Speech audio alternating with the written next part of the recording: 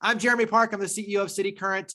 Tell us where you're logging in from. That's part of the fun of these virtual events, is that you don't have to be in person just in Memphis. Now you can be literally anywhere around the world. So warm up the chat box. Tell us where you're logging in from. We will introduce John Carroll in just a moment, but this is our Get On Board series. So we have Memphis, Collierville, Nashville. Awesome. A lot of Memphis. That's good. Our hometown. There we go. I like it. Yep. Franklin, Tennessee. So nice. Davies Plantation. See, I love this. This is the fun of these virtual events. John and I were just talking behind the scenes about how the virtual events really do open up a platform for all of us, regardless of geography. Weatherford, Texas, my hometown, to be able to, it's my dad, to be able to bring everybody on board. So we're excited for this. But the topic is getting social. John Carroll is an expert when it comes to this world. When you talk about the work that he does with city leadership and all of the amazing campaigns, you look at Choose 901, Teach 901, Serve 901, Give 901. They are masters in this world of social media. And so we're excited to have John Carroll with us. Once again, this is brought to you by our partners with the Assisi Foundation of Memphis, Inc. This is a quarterly series. And the last thing I'll say before I officially hand the baton over to John is all of these topics come from you. And so you are reaching out to us all the time saying, here are opportunities or challenges that we're facing. And so then we go out and we find people like John to say, okay, here's a challenge or an opportunity that everyone is facing, especially geared around nonprofits, helping nonprofits become more successful. So those who work with nonprofits, but also those who serve nonprofits, serving on boards, serving on committees. That is our goal, is to be able to fuel the fire to help these nonprofits. And so that's what this series is all about. And it's a quarterly series, as I mentioned, but all of the topics that we address come from you. So thank you for giving us the ammo to bring John, but also to continue to reach out with your thoughts and ideas for different topics. But we are excited to have John Carroll back on the stage with us. Let's go ahead and get this party started. John Carroll, City Leadership, founder and executive director. Take it away, buddy. Hey, thanks, Jeremy. So glad to be here. Grateful for the invitation, and looking forward to sharing with you guys today. Yeah, Jeremy and I were talking about, man, just obviously the power of being virtual. And so it's so fun seeing all these different cities all over the country, being able to connect. And that's really awesome. But I do miss being together. We were, just getting in a room and being able to interact and meet and talk afterwards, and set up coffees and that kind of stuff, but also you guys getting to meet and connect over this. And so, Memphis is such an unbelievable place with these big city amenities and this hometown feel, and ready to be able to do both, right? Where we can be back together more often, and also share this kind of stuff on virtual and really engage with people, obviously around the country and around the world. And so thank you guys for rescheduling with me. Part of the reason why we can't be together or we don't get together is because there's a global pandemic, if you haven't heard about that. And so COVID's spreading around, and crazy enough, the day before this was originally scheduled, I tested positive for COVID. And so I'm doing well now, but man, it knocked me on my tail for a couple of days. Actually had COVID last year, and then got the shots earlier this year, and got COVID again. So about 3 days of just nothing, fever and laying on the couch. But I'm feeling a lot better, and doctors said that part of the shot is to prevent you from getting it, but another part of the shot is to really activate once you do get it, help fight you off, and not fight you off, but fight it off, right? And so and keep you out of the hospital. And so I was able to stay at home the whole time and doing much better. And so appreciate the grace, and for those of you guys who rescheduled, and appreciate obviously for some of you guys who maybe couldn't make it the first time, now you get to be here. So thanks. cityCURRENT team for flexing with me as well. So we're going to talk about social media today, and there's just so much about communication that is probably baked into my philosophy and thoughts around social media. And so it's very, very possible that I'll get thinking about something and go into some tangent and bring in some sort of thought about communication that I might be like, hey, if you don't know this, then this might seem really, really weird. But we're just going to kind of jump into it, understanding that obviously this is one aspect of communication. I'm about to share my screen here and see if we can make this happen. So I am sharing today from Keynote. Let me see here if I can play that. And so hopefully everybody can see what's going on there. So yeah, thank you for Andrew, let me know. It's looking good. So sharing today from Keynote. And so hopefully that works well. One of the things though is I can't see the next slide coming. Sometimes I can see the next slide coming. So we'll kind of think through some of that. I call this Getting Social because that title's really easy to kind of say real quick. But really what this is how to win social and influence media. You've obviously heard of that book before, how to win friends and influence people. But from the aspect of the same sort of thing is that this is just one slice of the pie of winning over friends and influencing people. And so just from this angle of social media, right? I mean, you could be together, you can do other kinds of things. There's a bunch of different ways to be engaged in this, gifting and writing letters and being really intentional in a bunch of different ways to engage. But this is the goal. One of the things that is a core philosophy of our communication style in my office, and some of you guys know that I run and founded City Leadership, but I've got a couple of different organizations that I've ran over the last 20 years and some that I'm still involved in. But our big thing, whether we are trying to convince somebody to move to Memphis or trying to convince someone to volunteer or give to a nonprofit, whether I'm trying to convince someone to buy a product online, or if it's in my stores and I'm trying to convince someone to leave with merchandise, one of the things that we always say and we talk about as a team is that our job is not to persuade someone into buying something. We don't have to be these people that are just like, hey, please, please, please do this and all this kind of stuff.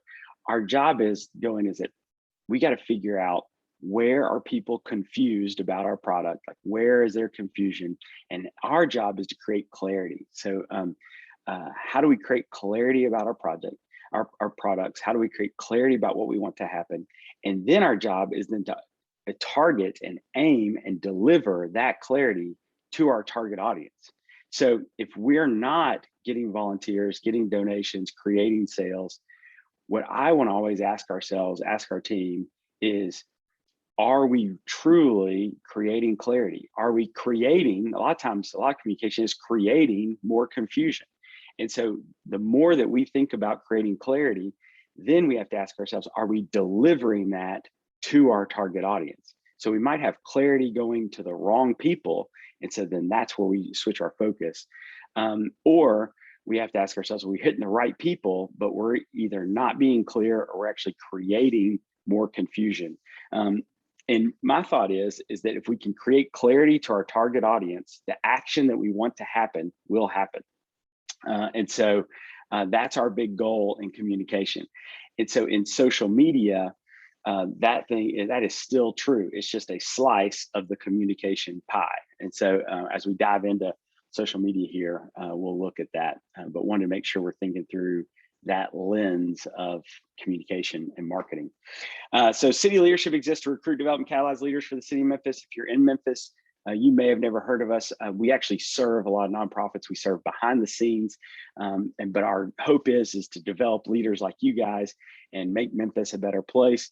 Our really big hope for the first decade of our work, 2010 to 2020, was to convince talented, passionate people to move to Memphis and stay in Memphis and to be engaged and believe that Memphis is a place worth caring about. Our 2020 to 2030 mission is to help those people who believe in Memphis really get engaged in Memphis. We want them to know where they are needed, where their volunteer time is needed, where their donation is needed, where their advocacy is needed, where their board help is needed. We want to activate the people who care about this city. We believe that people don't do good oftentimes and most of the time because they don't understand the significance of what they could be doing, or they don't really understand that where they're truly needed. And because there's a real big mess in marketing in general, where it's like everyone's asked to come volunteer. And so then the assumption, you guys know this, right? You see something, you're like, somebody will do that, or maybe they probably don't need me. You get asked whether it's in church or on social media, but a big blanket message goes out, hey, can anyone come and do this? And you think, well, they asked 1,000 people or 10,000 people or 100 people, somebody will show up.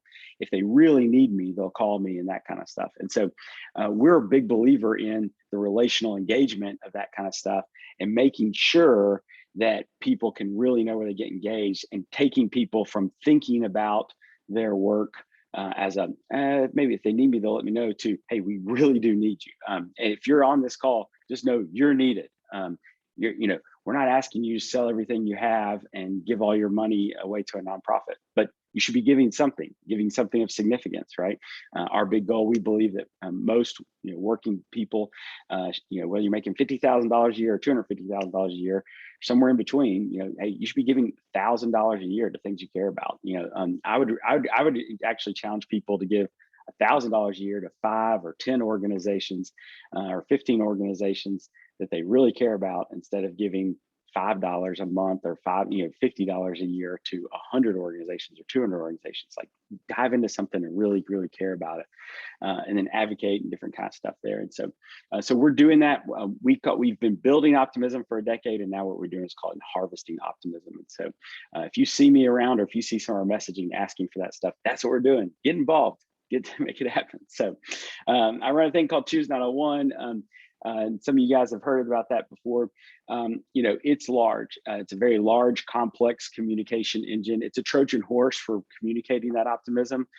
That's the real secret about it. We're not a news site. We leverage news as a strategy, and information as a strategy, and positive stories as a strategy to communicate out. We have hundreds of thousands of social media followers across our different platforms, about 500,000 that we're managing. In some case, there's obviously overlap in there, but about 300,000 people in Shelby County are on our media regularly. And so it's the largest media outlet in the Mid-South. And if you extrapolated that as a national thing, it would be obviously gigantic, but we get the luxury of running something small, but it is something big here locally. And some of you guys know that I've got, this is one of the many companies I've been involved in over the years, but I just give you this as a reference, is that not all the stuff we've been doing is nonprofit, but for-profit, and just kind of a little bit of a resume of why you should, maybe I've got a couple of good ideas here. May Designs is a company built from scratch and ended up on Good Morning America, Oprah's Favorite Things, and social media and email, which is an aspect of social media, and maybe the most important, powerful one, is a company that I owned and ran for years and sold, and we had, again, hundreds of thousands of social media followers. And we're doing that, 15 years ago, 10 years ago, before, there was billions of people online, which is really soared numbers. So a lot of people have a lot of followers now and a lot of engagement, but it's because there's just a lot of people in the room. So when there was only 1 million people in the room and you had 100,000 followers, that's obviously a big swath of stuff. Now, if there's 1 billion people in the room and you have 100,000 followers, it's still a big deal, and it's a lot to manage. But we've been managing a lot of stuff for a long time. And so these are some of the lessons that I've learned. And so we'll dive into that. So how to win social and influence media. I want to let you guys know is that I've got this talk broken up in 2 different pieces. We're going to talk about this philosophy that I've got about social media and some pro tips in there. We're going to pause. Jeremy's going to jump in and do a little bit of Q&A. And then I'm going to pivot to the second half, which is a totally different topic. And then we'll have another Q&A there at the end. And so, so here comes part 1 of this talk here, right? So social media is a party. And that's really what I want to talk to you about, is that we need to think about working with things is that this is actually people. And all this social media, whether it's Facebook or Twitter or Instagram, whatever, if you would bring the social consciousness of, hey, these are real people, they're going somewhere and they're thinking about this as a party, right? It doesn't have to be a rave. It could be a quaint dinner party. It could be a holiday celebration, but almost every engagement you have, there's some gathering of people, and it's enough gathering of people that it's a party of people, right? I mean, if you go to a restaurant, they're like, hey, Carroll, party of four. And so that's a party coming to eat dinner. And so whether or not it's 4 people looking at your stuff or 400 or 4,000 or 4 million, you're hosting a party.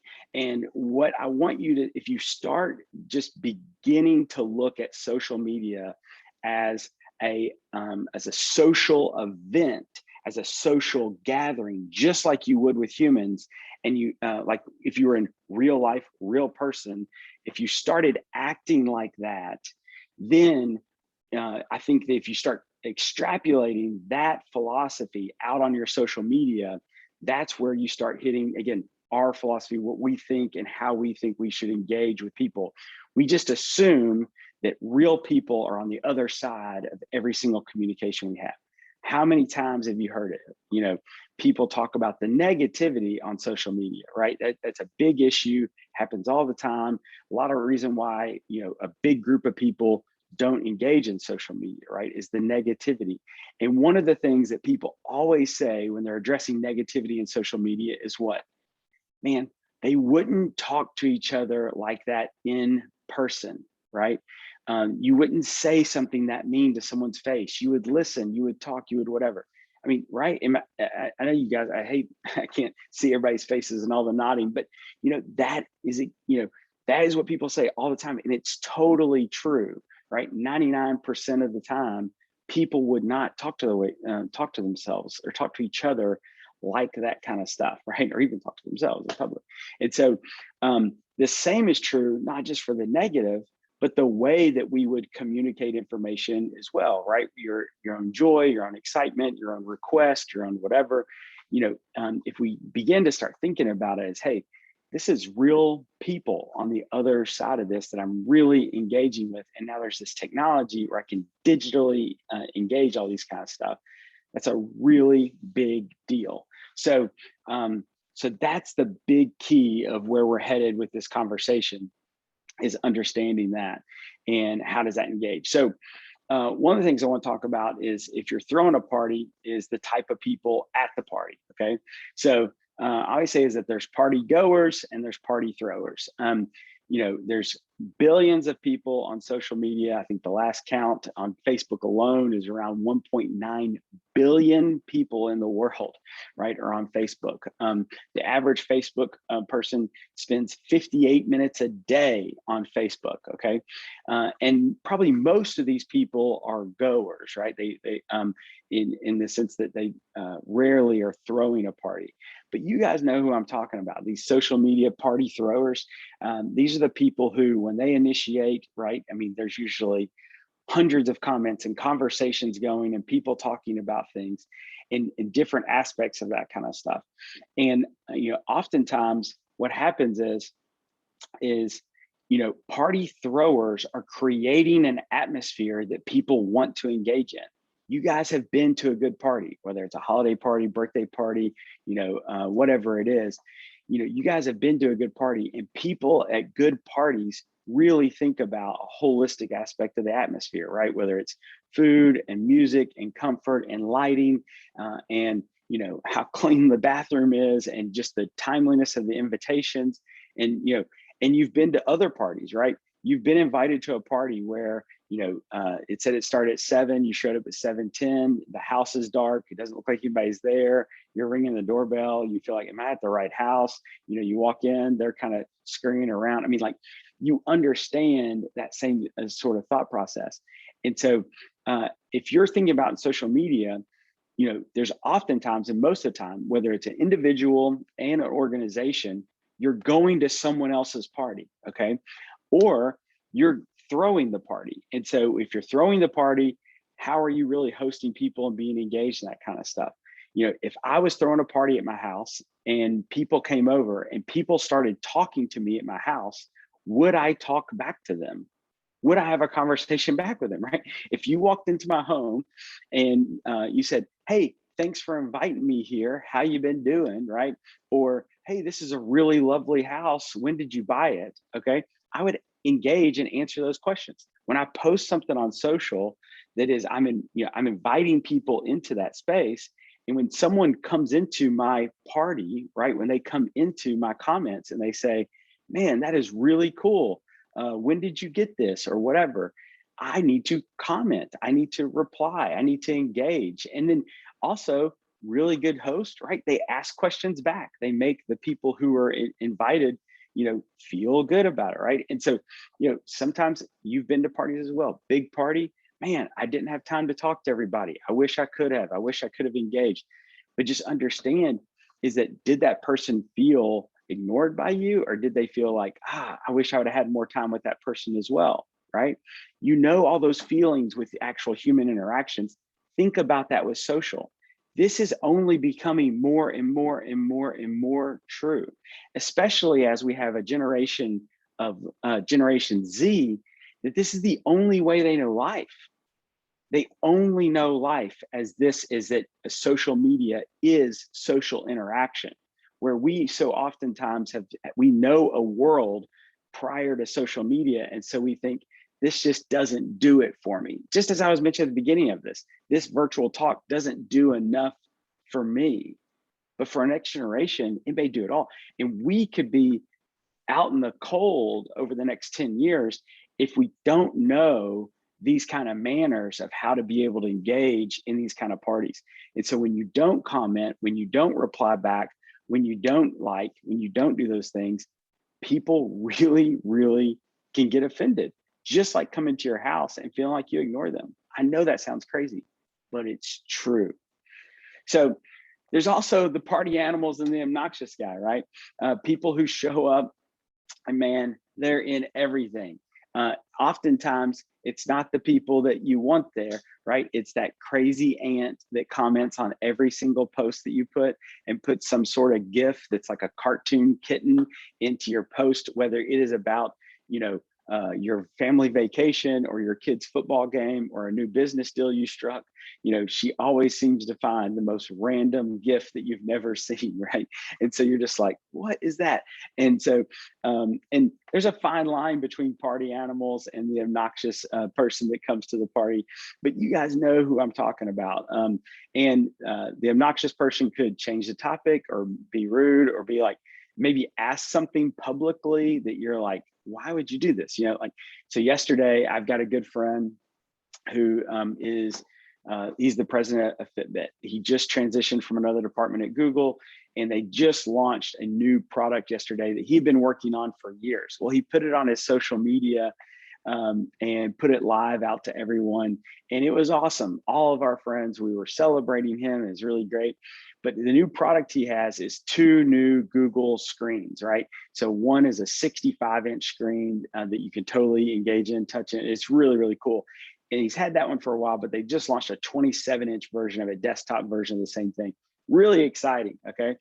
And so everybody's celebrating. Google's announced it's a big product launch. He worked on it for years, yada, yada, yada. Well, in his social media, he put the little 1 comma instead of the 2, right? The apostrophe, right? That would signify it being 27 inches or 65 inches.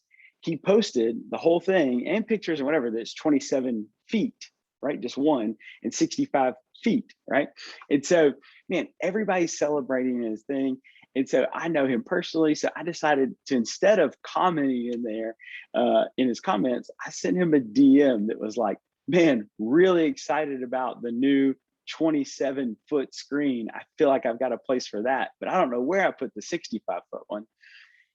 He was laughing. He saw the thing, whatever. We're both chatting back and forth. He thought it was hilarious. He goes back, edits his comment.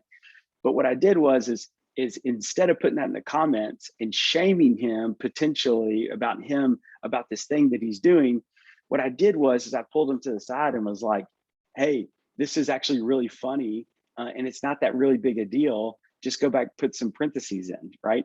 But I mean, you've been to a party where somebody, comes out of the bathroom. Well, there's no toilet paper in there, right? Versus coming to the host and being like, hey, you need toilet paper in your restroom, right? And so it's that kind of stuff of knowing the difference between engaging in some of those kind of ways. And then knowing that there are super party animals, right? They're just at every party. They're at the beginning or they're at the end. They stay too long. They get engaged. They comment on everybody's stuff. Y'all probably know this kind of stuff where people get in your social and they like every comment that someone puts on your post. You're like, what is going on? And so just engaging, figuring out, and just understanding that, hey, if you're going to have friends and you're going to throw parties, you're going to end up with a party animal and an obnoxious guy or two or three. That's just part of it. It's just the chemistry of what it is. Every movie has these people because these characters exist in our lives. And so they're also going to exist in our social media. We also have the wallflowers and the introverts. And this is obviously the other side of this, but you guys see this as well, but you don't even realize you see it, okay? So just think about the amount of people that actually see your stuff and never say anything. Instagram stories is a great example of this, okay? If I put a story up on my personal Instagram, those stories, I might get 8 to 10 direct messages of, hey, that's cool, that's whatever. That story might get a couple of hearts and likes, but I can go in my Instagram and I can look and see 793 people saw this. So I know that, hey, a lot of people passed by and looked at this stuff. They just didn't react to it or whatever, right? And you guys have had it happen all the time, right?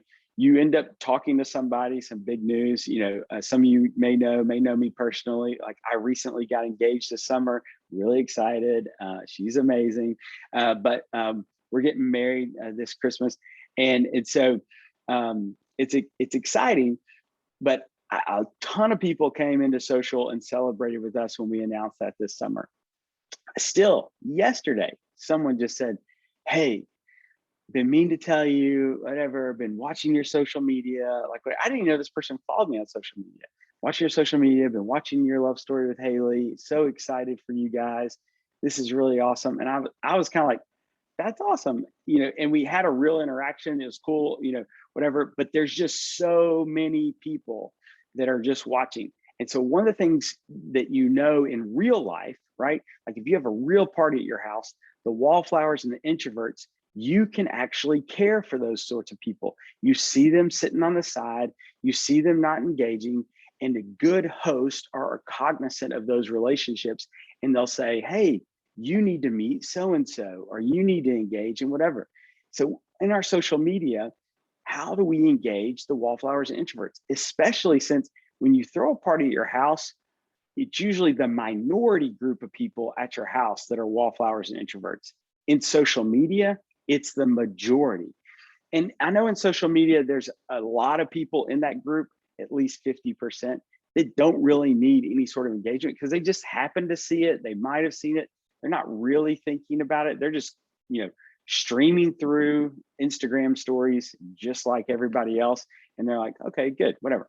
But know that there are people there that just like if they were at your house, they need to be called out. They need to be engaged, right? And so finding that right time, finding that right relationship, especially as a business. What does it look like if I was a customer of yours and you saw consistently, hey, this person sees our stories every single time. What if you saw that? And then what if you sent me a direct message?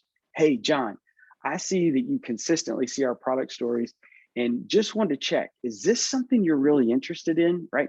I've seen over the past 4 weeks that we've talked about this need, for donation, that you've seen this story every time. I know you haven't messaged, I know whatever, but I just wanted to check in with you.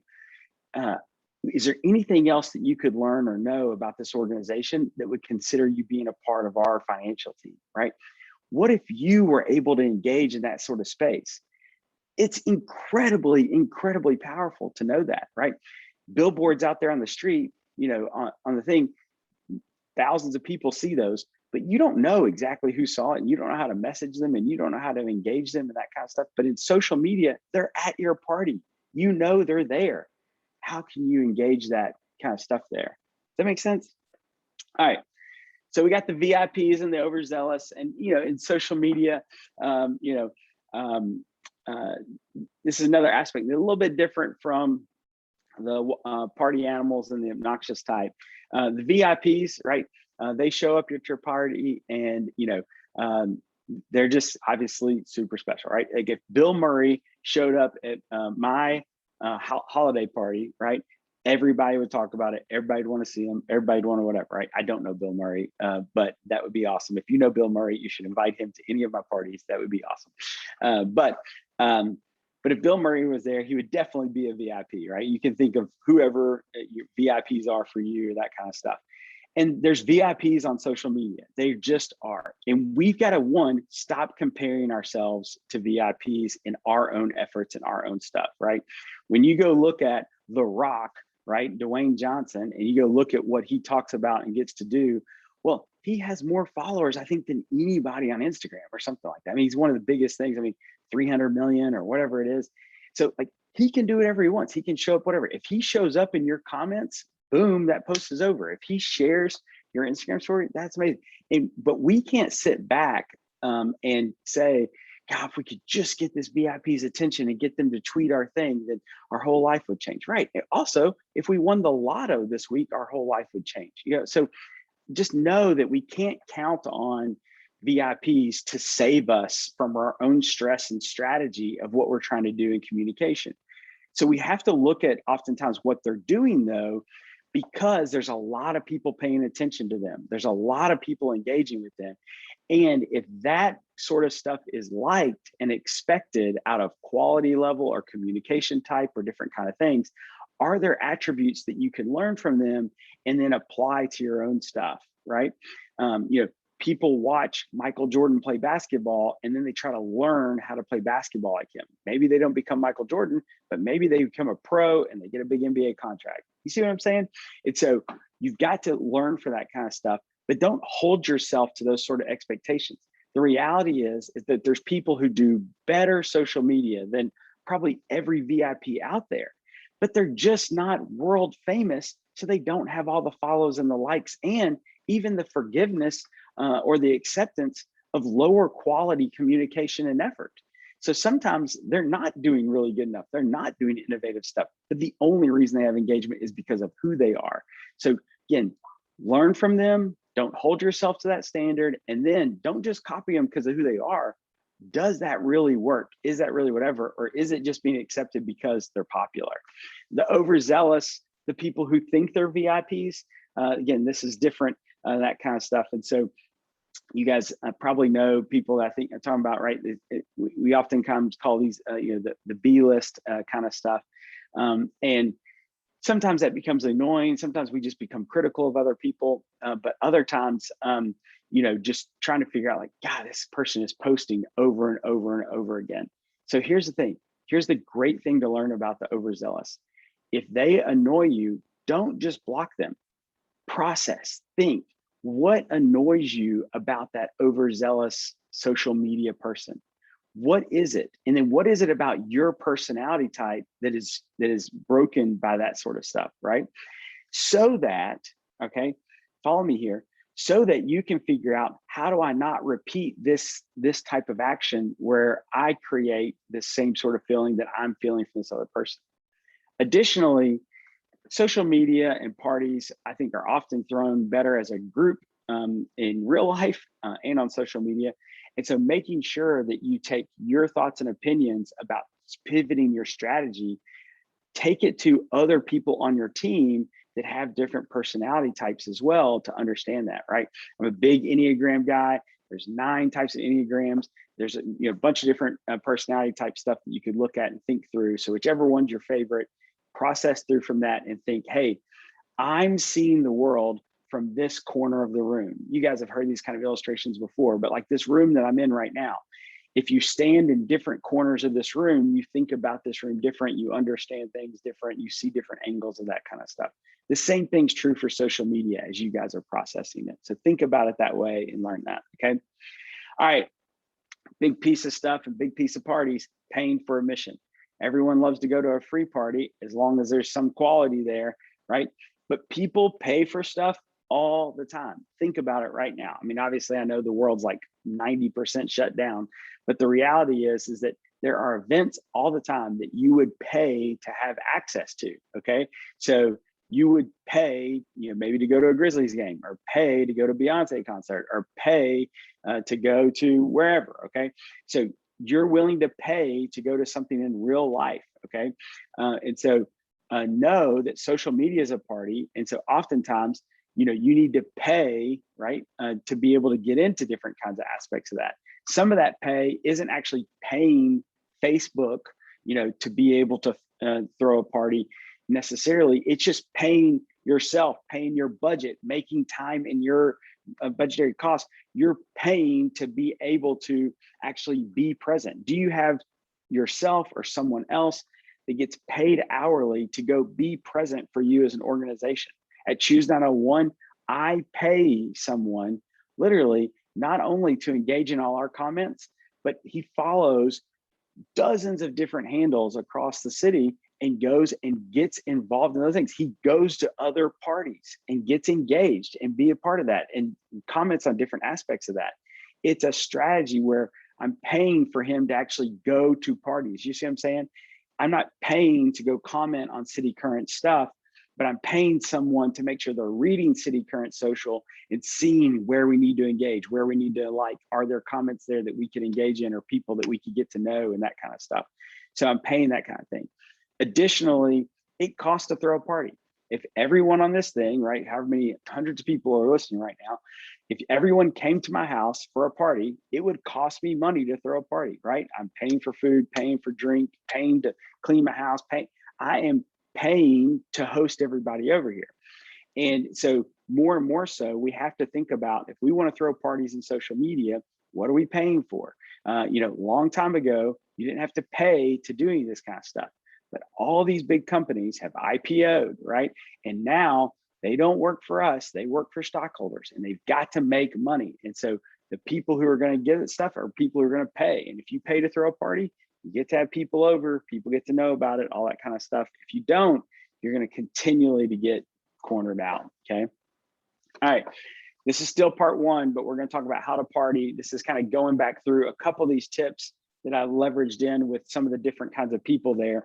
You guys may have your own party guest or thought, take a second to think who are the other people that kind of come to parties, but see if we see any of that here as well in this how to party stuff, okay? So here's suggestions. Those are the people at a party or the structure around paying for party. This is my suggestions on how to party, okay? So one, celebrate others and spark conversation. Obviously, you can assume and see this just from the suggestions I was making on the type of person to be or the type of person that's there, but celebrate others and spark conversation. One of the big suggestions I have for people is take that same sort of thought that we hear all the time, but in a positive light. If you see something, say something, right? You scroll through things. I mean, I promise you, most of the people on this call right now can think of last night laying in bed, looking at their phone, scrolling through social media, seeing something that actually made them smile or made them happy for someone or made it whatever, and scroll by and thought, that's awesome. Cindy from high school just had another baby, or is celebrating her son's driver's license, or whatever that kind of stuff is, right? We scrolled right past it and thought, oh, that's sweet. Hit the heart. Touch the heart, right? Get into Facebook, hit the like button, scroll over, take another one of those emoticons, hit the heart, hit the laughing one, right? Hit the caring one if it's something sad. Hit the button, touch it. I mean, literally, it takes a fraction of a second to engage in that thing, and oftentimes to celebrate others. And so I just challenge you to do that over and over again. In addition to that, spark conversation, ask a question, hey, how's it feel to be an empty nester, or, whatever. I mean, even if it's too big of a conversation for social media, again, different from the rude stuff or trying to, I don't want to shame or embarrass someone, but if I can spark a conversation, would love to talk about this more, or I've never thought about cooking that way for dinner. How long did it take? Right? Asking that question, sparking a conversation. You saw it there. They just showed you how to do a dinner. It looks amazing. You've never thought about it that way. Ask a question. How long did it take? Right? And then that reply, it only took 30 minutes. Cool. Wow, I thought it would take much longer. Did you prep before? Those are little things that are actually, if you were at a party, right, and 6 or 7 people were standing around and somebody brought out a meal, you'd be like, oh my gosh, I never thought how you'd cook it like that. How long did it take? And someone would say that. And you would be having a one-on-one conversation with 6 other people listening and watching. Everyone benefits from it. And then someone else asks a question that you never thought of. Hey, you know that you can do this to the chicken beforehand or whatever, right? I'm going way down this tangent, but you get the point. In real life, you would have a conversation in front of other people and you'd have a direct conversation with whoever did whatever. And it wouldn't be weird for everyone to read that kind of stuff, right? Now, there's other ways it could be weird, but I'm going to keep going. But you get what I'm saying, right? Spark conversation. Here's a good rule of thumb, okay, that will help you spark conversation, okay? For every 3 likes, and I think you should be liking a lot of stuff, right? I mean, unless you don't like it, don't hit the like. That's the only reason you should not hit the like. If you like it for any sort of reason, hit the like, engage, get in there, touch the button, celebrate. Do you like it when people like stuff on your page? I love it when people like stuff on my page. Hit the like, engage. I don't care about the numbers. I just want to care about the people. Who's the person that I know, like, oh, that person saw it, whatever. Hit the like, right? But here's the deal. For every 3 likes, what if you did 2 comments? I know, sounds scary, right? Yeah, and that sounds time consuming. But what if every 3 likes, you did 2 comments? And for every 2 comments, here it comes, 1 share. What can you share? What can you share of someone else's story? What can you share of someone else's mission? What can you share of something else? And then when you share it, share why you shared it. Take just a second, like, hey, my friend just launched this company and I just want other people to know, if you happen to need this, this is awesome, right? Share it. It's free and it's kind and it's social and it's caring, right? If I go to a party and someone comes up to me and they say, hey, I just launched this new company and blah, blah, blah, blah, blah, whatever. And I'm like, oh my gosh, that's awesome. And then I walk over here and somebody's like, blah, whatever. I'm like, hey, did you hear that, Cindy just launched this new company? Yeah, you should talk to her about that. I would do that at a party. Do it online, right? All right, bring something to the party, okay? So post. Man, you guys killing me with these Instagrams where you're following 800 people and you have 0 posts. Share something, say something. Don't come to my party and be a mute. Have you ever been to a party and just shut your mouth the whole time? Say something, bring something to the party, post something. I know you're scared. You're posting a picture of different kind of stuff. Here's what you're really scared of. You're scared of other people's judgment. That's the #1 fear in the world. The reason why public speaking is the #1 fear in the world is it's not because you're worried about talking, it's you're worried about what other people are going to think of you. I know that's a huge, huge fear, but we got to understand, like, share something, say something, right? Just say something. You don't have to say something 6 times a day. You don't have to say something 6 times a week. But what if you did 6 times a month? What if you did at least once a month? Share something, say something, bring something to the party, and put something on social media, to have a perspective, have an angle, people know who they're engaging with, see that stuff. So when they see your comment, they can go and engage and that kind of deal.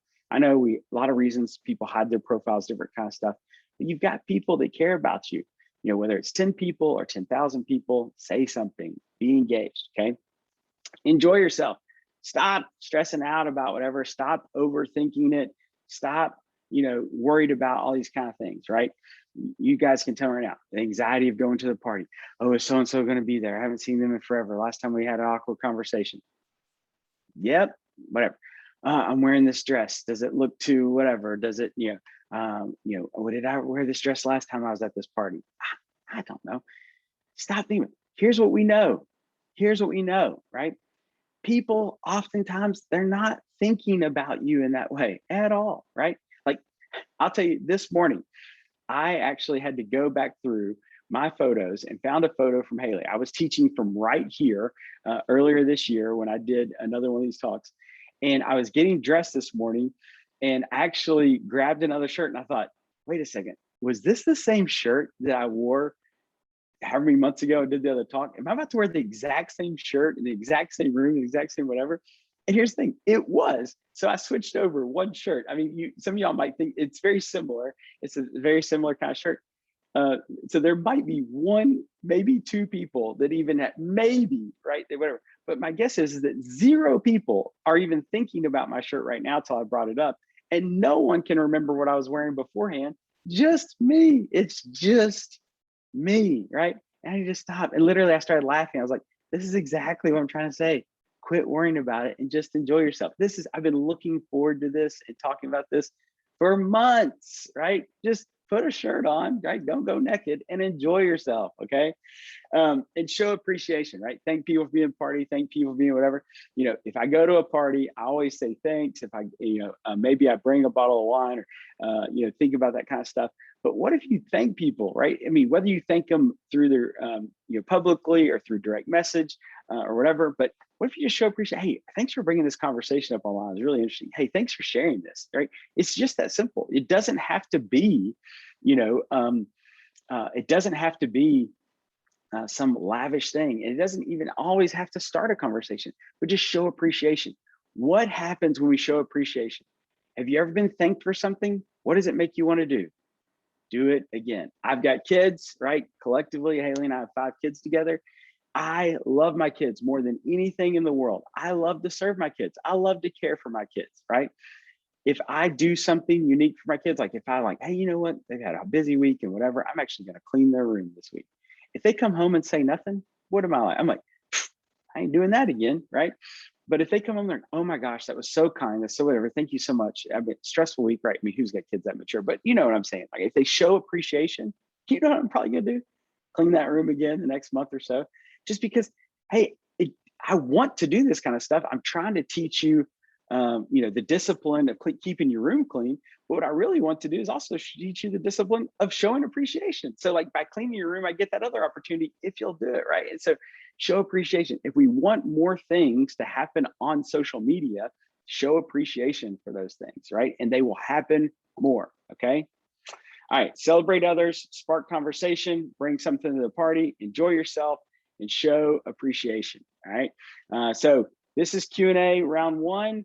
I'm gonna let Jeremy jump in here. I know that I've just fire hosed everybody, but maybe there's a couple of questions before we hit the second half of this chat.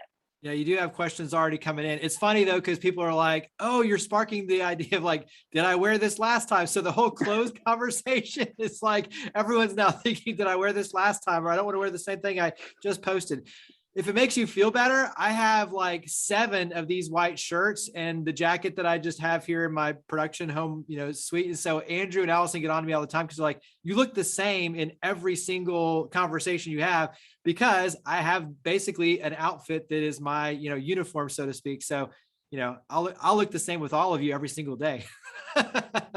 Couple of thoughts. One is, I think for nonprofits specifically, this is a really powerful thing to share with them to help, because when you talk about how do you get your board to become ambassadors, how do you train them to like stories, share them? So all of this I think is extremely powerful. Back to Lynn's of getting nonprofits to think about the idea of how do you leverage these sort of, conversations for their board, for their team, to be able to amplify the message and reach more. And so I think that's really cool. The second thing is, to your point about engagement, I'm surprised how many VIPs, you look at Jocko Willink, for instance, somebody wanted to meet him. We had him in January as a speaker. And I said, the easiest place to reach him is social media. He engages when you reach out and ask good questions or you comment on things, he will engage you back.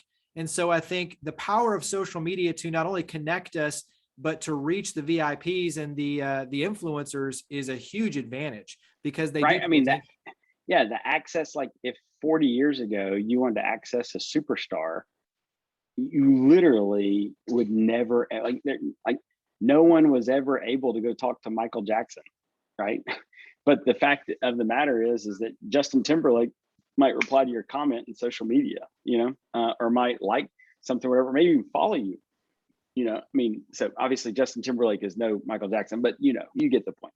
But Absolutely. I mean, it's a big deal. It's a big person that you would have never had access to so long ago. So I think it's a really good point. And then just knowing, like, it's not a big deal if you say a comment or you ask them a question and they don't reply. Well, they're really busy people, right? Like, just give them the grace of understanding, like, hey, yeah, they had 10,000 questions this week and they replied to 30 of them. Yours wasn't chosen. It doesn't mean that they hate you. They don't know you. They're probably more than likely grateful that you asked the question, grateful that you followed, grateful that you like. And they probably, like many of us, as anyone else on this call, have things they wish they had more time to do. And they wish that they could do, like, I wish I could volunteer more. I wish I had time to call my grandmother more. I wish for a lot of different things, right? But I'm balancing it all. I'm trying to do the best I can. And so we give them that grace, and understanding that, right? Don't let their lack of engagement there define my self-worth, so. All of this is building a relationship. So here's the question. Yeah. How do you engage wallflowers? So give us a couple of tips around engaging wallflowers.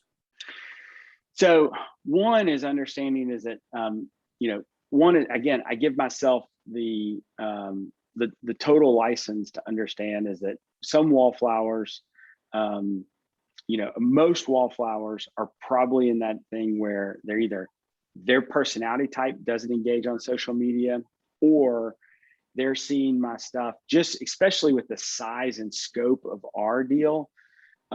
They're seeing our stuff because, man, 5 years ago they signed up or whatever, or because that's what, and so I don't have to take the worry that, hey, if I don't convert every wallflower, then whatever.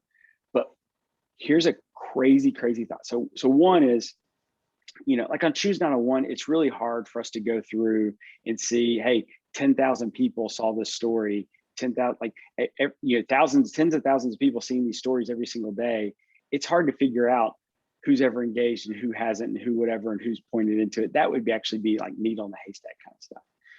But if you've got a smaller kind of thing, I do think if it ever comes to your head, hey, I see Jeremy Park in my story for my garage door company, like every single time. I wonder if he's in the market for a garage door, right? Like if you just think it, say, like, just ask him, maybe he's not, like, but he's seeing your stuff. And so, like, see it, take proactive, be into that kind of stuff.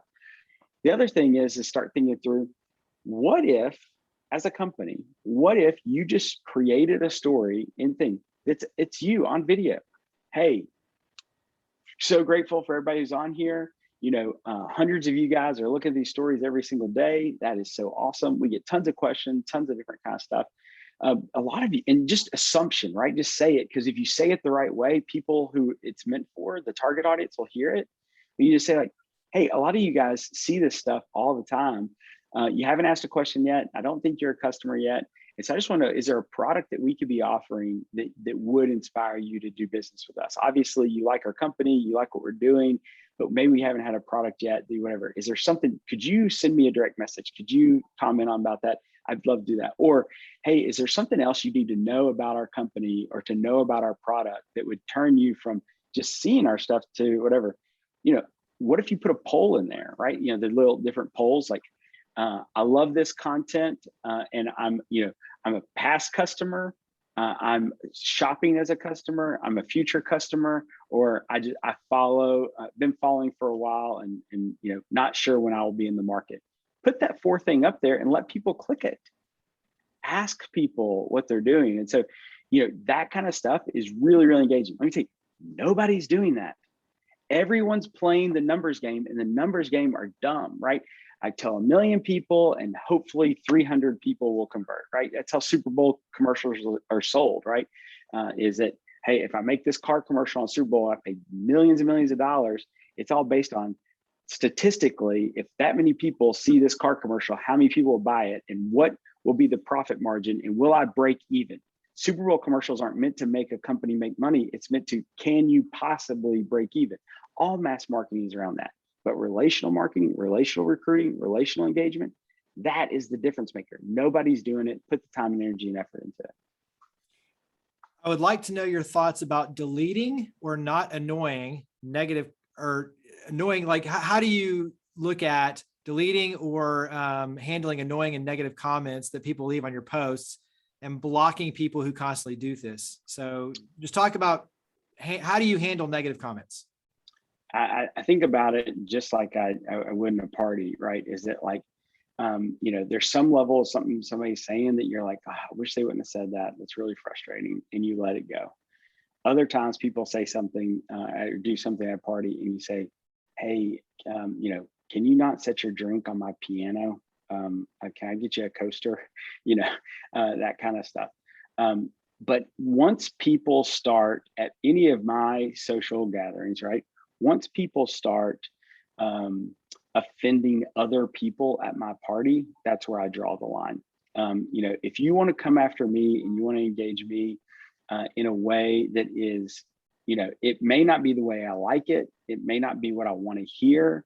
But if I've put it online, especially if I'm like trying to make a statement about something, you may not have the right opinion. And so I'm not necessarily going to delete a tastefully different opinion. I'm going to allow that to happen, especially when it's a friend and that kind of stuff.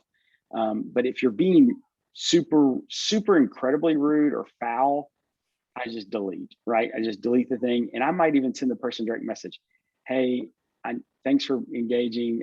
I just don't like that language on my page. If you want to comment again, I totally understand, right? Like that, I might say that to someone that I don't know very well. But once you start arguing with other people and bullying other people in my thread, then usually what I will do is I will remove you from that conversation, delete that stuff and say, hey, you two can go have a separate conversation someplace else. I'm not hosting this conversation here, and allow that to go happen, especially when both sides are really arguing in that sort of way. And if it's pushing from the purpose of it, ultimately I understand is that, hey, it's my page, it's my post, it's my rules, right? And so like, if you want to have that conversation, great. Just because I put it on my post doesn't mean that you get to leverage that. And oftentimes, usually people with no platform, no angle, whatever, they get to abuse that as a way to be able to get their own attention of stuff. And importantly enough for me, right? I'm trying to change the city in a way that I need optimism to spread. And if you're going to fight against that, then like, this is not like, I'm not the news. This isn't a public forum. I am trying to give people the opportunity and convince people with clarity that they should invest their life into Memphis. If you're against that, then you're not with me. Go do your own thing. Go create your own page that convinces people not to invest their life in Memphis and go have your own conversations over there. Now, products. This is a big thing. Reviews on products. Okay. So honest, helpful reviews oftentimes are out of our control. And that is definitely a social media aspect, pushing people towards reviews. Really, we do reviews all the time. I'm saying like as humans, not necessarily choosing on one, we're not doing reviews, but you get what I'm saying. Our products need reviews help us, reviews, all that kind of stuff. And honestly, it's hard to get that 1-star review. And usually, you go read 1-star reviews. Sometimes it's the product. It's really helpful on Amazon. You guys ever shop on Amazon, not read the reviews, right? Like if I go to Amazon, something's got 2.5 stars, I'm moving on. I'm looking for 4-star and up, whatever things, right? And I'm looking for things that have, hundreds, if not thousands of reviews. Those things are really, really helpful, okay? But locally and different kind of stuff, you might have 2 5-star reviews. Everyone's going to assume that's just your parents or your cousin or your roommate from college anyways, right? And all of a sudden you get that 1 star and now you've got 3 reviews, right? You got a 3.2 ranking. You're like, crap. You're like, what do I do here, right? And so reach out to that customer. How can I do better? Oftentimes the review is usually not about products. It's usually about, I called twice and they didn't call me back. Hey, if your phone number is out there and people are leaving you voice messages, call people back. Like what you should have done is done the work that kept the review from happening. And that's again, different from a comment, different from whatever, but that's where usually oftentimes businesses are asking me, what do I do about negative comments? And I usually say, you become a better product and you have a better product and you offer a better service. Like that's what you win people over with that kind of stuff.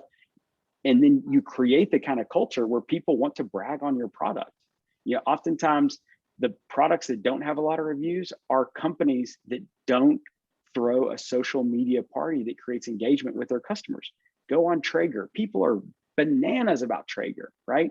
They are bananas. But Traeger's social media is very conversational, and Tribe and whatever and all this kind of stuff. A lot of other products, they're not using social media.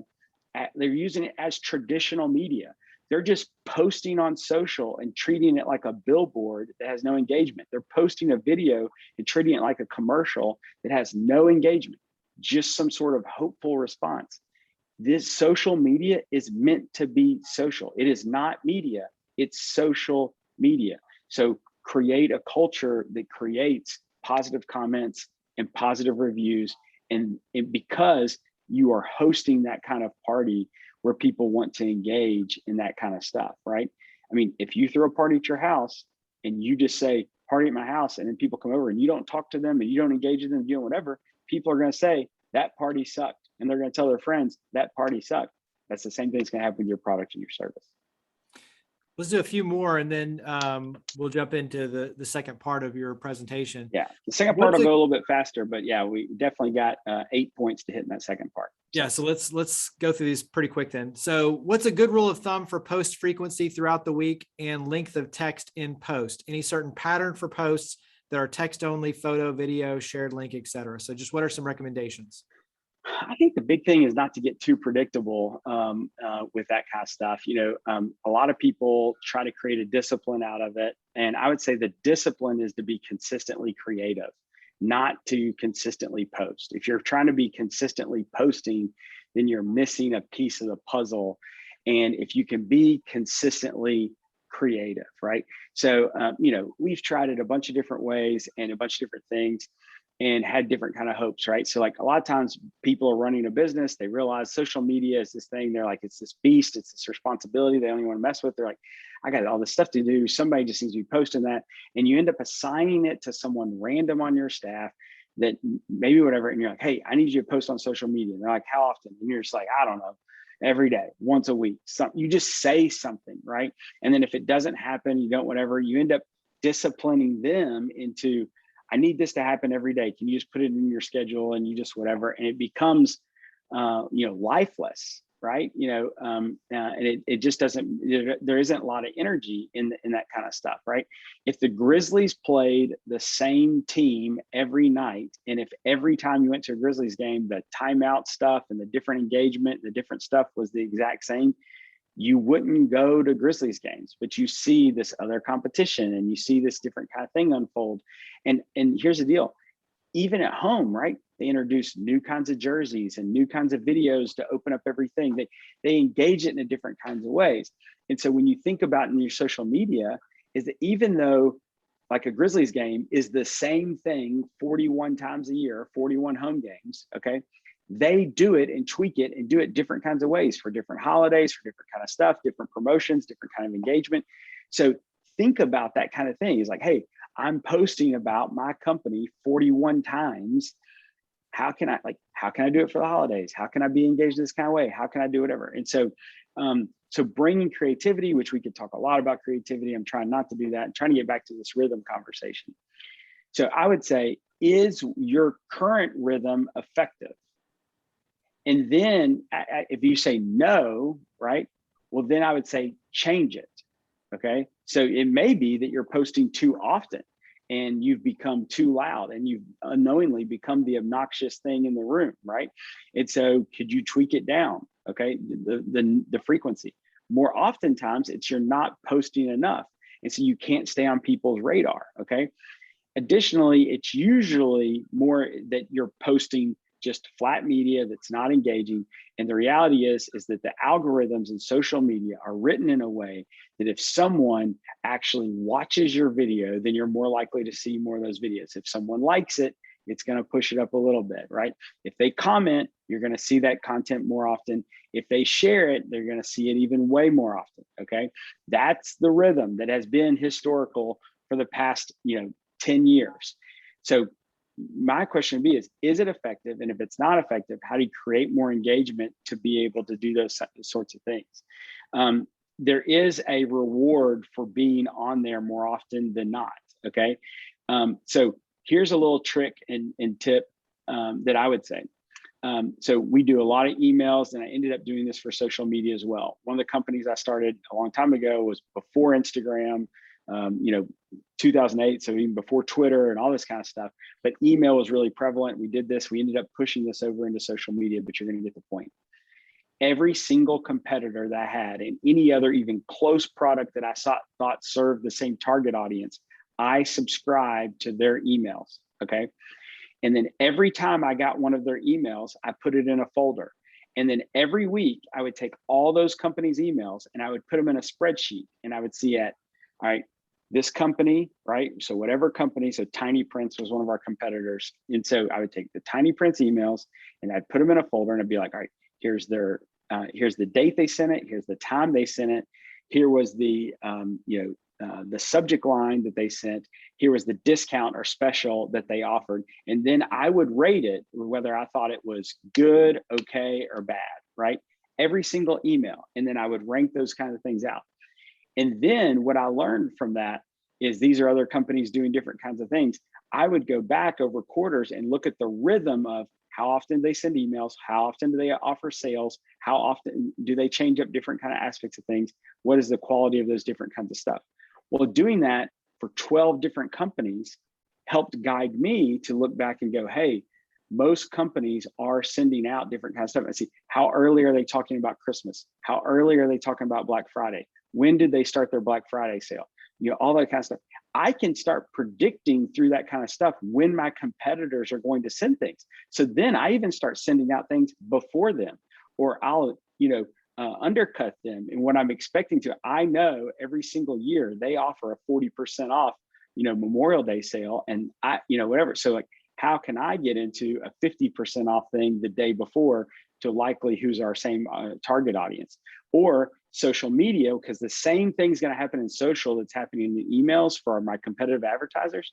So as I can get predictive for that, well, I then can start buying ads that is targeted towards their customers, right? Based on what their profile is and what their name is instead of mine, and get there the day before their sale even starts coming out. I'm telling you, what I just told you right there is worth hundreds of thousands of dollars in social media consulting and marketing consulting. I know that may not sound right, that may whatever, that may sound totally thing, but I'm telling you, as someone who has made hundreds of thousands of dollars selling stuff on social media, that strategy is incredible. And if you take that discipline to understanding that kind of stuff, you understand, especially as a small business. When Mike and I were doing May Designs, it was just us two. It was just literally the two of us. And we both had other full-time jobs. We were doing it at night and doing different kind of stuff. And so to be able to compete with the big boys who had hundreds of customers, understand they had entire marketing departments, this is really, really big. Okay. A lot of people saying thanks. That's huge. So yeah, board on social real quick. I do want to talk about that. Hey, so I have individual conversations with my board. I train executive directors to have individual conversations with their board. And then what we usually do, I'll even come in with our portfolio of teams and talk to boards about the power of those kinds of things.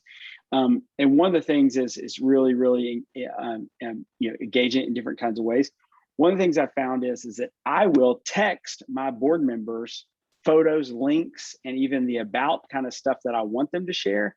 I will text that to them and ask them for what I need. I won't just assume that my board member knows what I need from them. Now, that's a relationship advice that you could apply to everything and maybe, cure a lot of relationship stuff. Ask for what you need for. Know what you need, and then ask for what you need. And don't just assume that they know what you need, right? They're not in your job every day. They're a board member. They a lot of board members are 1 to 10 hours a month, maybe thinking about it. They're not, you may not even talk to them, but every other month, whatever. So set an expectation. Hey, this really means a lot when you do this. They're going to say, oh, I only got 300 friends on Instagram. Fine. But your friends knowing about this is really important. Your advocacy of this.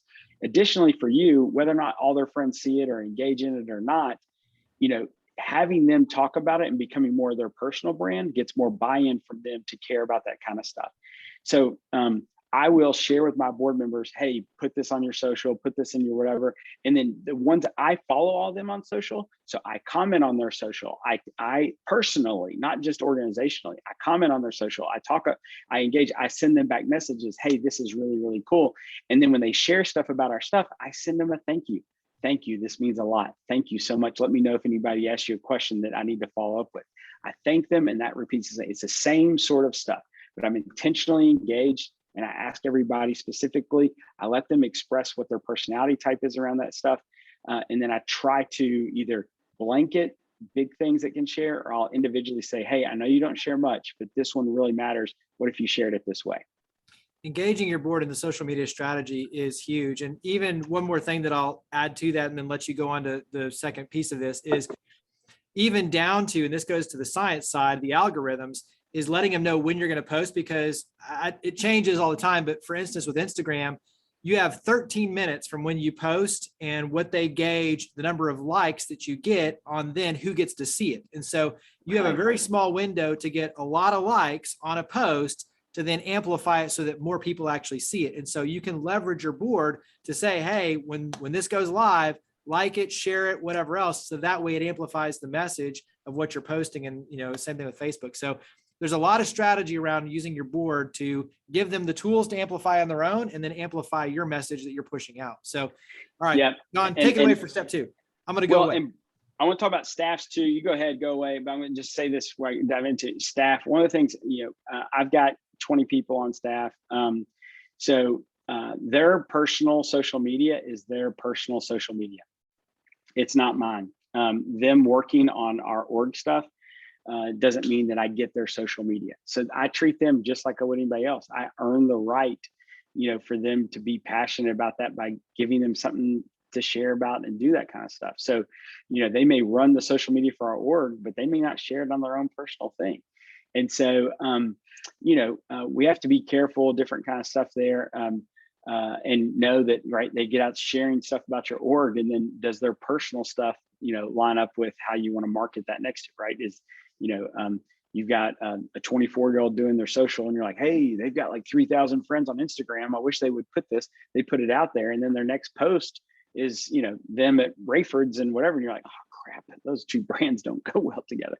So you got to be prepared for that kind of stuff.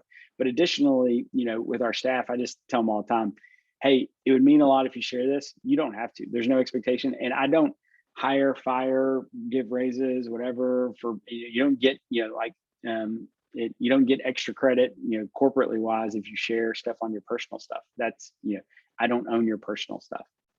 Okay. Thinking about this kind of deal, what to expect in 2022, I think is what I'm going to roll through really quick. There's a great post on Web Design that I think is a tool maybe that they created, but we've been talking about it in our office. I've been reading that, and I've kind of got my own spin on some of those kinds of things. But I think oftentimes, here's what happens in social. Usually by the time you figure out what works in social, social media is changing the rules. The reality is, I can't tell you how many clients I've had and different kind of stuff where they bring me their social media strategy that they want to enact today. And I say, man, that would be awesome if we were in 2017, because that's exactly how it worked in 2017. But in 2021, it doesn't work that way. And what we really need to be thinking through as we implement a plan and understand the inertia it takes for that kind of stuff is how to be prepared for what is coming. It's like, Jeremy just gave a great example. The 13-minute rule on Instagram is true. That's not the way it used to be. You used to have a lot more leniency with Instagram timing, right? And it may not be the way it is next year. And I can guarantee you that they'll change it up sometime between then, next year and the next 5 years, right? Things are going to change. So keeping your pulse on what is happening out there and trying to keep up to date with that kind of stuff. There is, we in our office, we are always keeping up with what is social media changing, trending, different kind of stuff and that kind of deal to see where we need to switch things up. Here are 8 things that I was introduced to through another deal but kind of my thoughts and opinions and kind of my own twist on some of that stuff. So I'm not going to say exactly what they say, and I have a little bit different opinion. But I just want to let you know that these aren't I'm not sitting around being a, guru on social media future. But I think that my experience with other people's thoughts and knowledge, and them going to hearing other kind of stuff, kind of mixing that together and seeing how we're going to play it off. Definitely understanding how we're going to apply future changes to our current strategy, because everybody's strategy is affected differently by changes.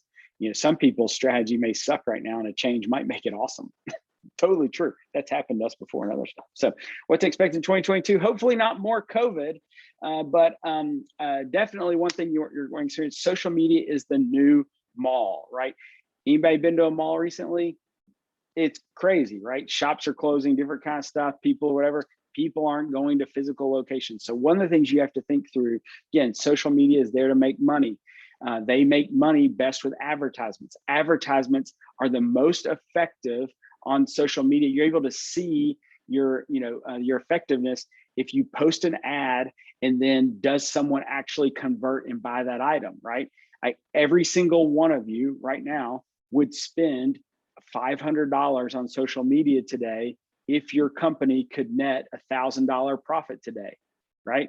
I would do that every day for the rest of my life. And then if I could push that up, right? If I could spend $5,000 on social media today, and I would make $10,000 net on all my different expenses, whatever, right? I would do that every single day, right? Would I spend $5,000 to make $1,000 net? Yes. If I could guarantee that I spend $5,000 and make $1,000 net, yes. But it gets scary because, well, what if I don't make $1,000 today? Can I spend $5,000 tomorrow? And this is where big companies all the time are making decisions. And what happens is, hey, let's try something out. And they spend $5,000 a day for 5 days in a row. And the first day they make nothing. And the second day they make $2,000. And the third day they make nothing, right? And so, like, does it net out over time? And that's a really hard thing about social media, is that, social media isn't open for business like your office is, or like the mall is, right? The mall is open from 10 to 8 or whatever. Who knows if it's even open anymore, but the mall is open for certain hours. And when you have a store in the mall, whether or not you made money that day or not. And if nobody showed up, you definitely didn't know money. But in social media, you might spend $5,000 today, and it might turn into $10,000, 2 months from now, or over 2 months, right? And so, but social media is the new mall. That's where people are shopping. There's really a big push for, obviously, if you've been here on social media, shoes, clothing, dresses, grills, cars, different kind of stuff, whatever. And here's the thing, that you can introduce all sorts of products without brick and mortar. I used to have a shop, used to have a location in the Wolf Chase Mall years ago when I first moved to Memphis. One of the companies that I was a part of, we had a location, Wolf Chase Mall. You know what? Wolf Chase Mall didn't give us that space. They made me pay for it, right? They made me pay for it. It cost money. You know what? We had to staff it. That cost money. It cost money, right? And you know what? We made money. It was scary. It was time consuming. It took strategy. It took effort. It took whatever, right? But we spent tens of thousands of dollars a year on that space, and we made more than we spent, and it was worth it. And I'm glad we did it. Okay. Social media is the same way. It's a mall. It's just a digital location to share your stuff, right? And you can reach more people and understand different kind of stuff, but it's just different. And you're competing with all sorts of different kind of stuff, but you're going to have to pay to have space in the mall. You're gonna have to. You can put your stuff up for free all the time in the world, but social media is going to continue to bend towards who's paying rent. And if you think about it as, if I'm at Wolf Chase Mall, I gotta pay rent. If I'm in Instagram and I'm expecting sales, I gotta pay rent. Okay, so social media is a new mall. Videos are getting shorter and shorter and shorter and shorter. Okay, and so. Man, when we first did Choose 901, our first videos were all 8 to 12 minutes, and the watch all the way through was crazy. How many people watch all that kind of stuff thinking about it now?